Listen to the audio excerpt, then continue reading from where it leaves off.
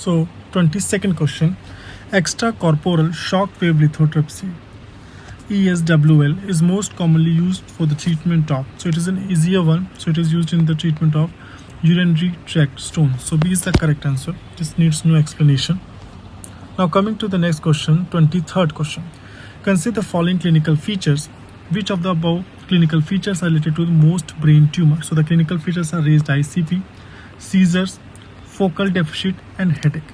So this is taken from the Bailey's, in which the summary box writes that most brain tumors will present with one or more feature related to the following triad. So there is a triad of raised ICP, seizures and focal deficit. And in the raised ICP, they write that headache is the presenting feature in about 50% of the patient.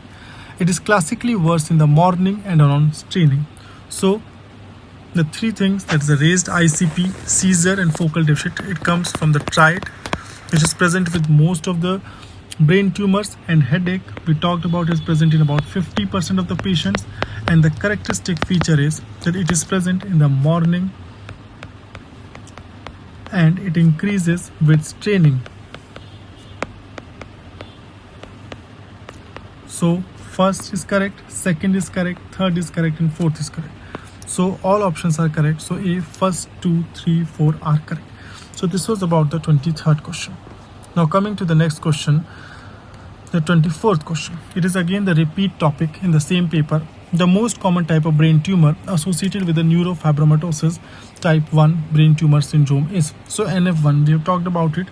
It is again from the table of Bailey's that neurofibromatosis type 1, the tumor associated is astrocytoma and neurofibroma. So the answer will be astrocytoma. A will be the correct answer. Acoustic neuroma is associated with the neurofibromatosis type 2. Again, that will be bilateral.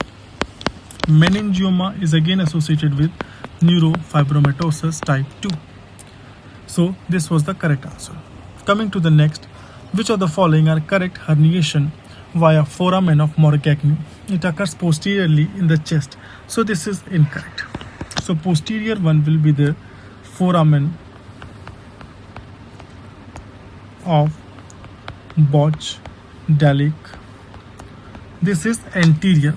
So foramen of Morgagni is anterior one. So first is incorrect. Second is transverse colon is the commonest content. Yes, this is correct. Defect is between the sternal and costal attachment. This is correct. It is a type of congenital hernia. This is correct. So second, third and fourth will be the correct answer.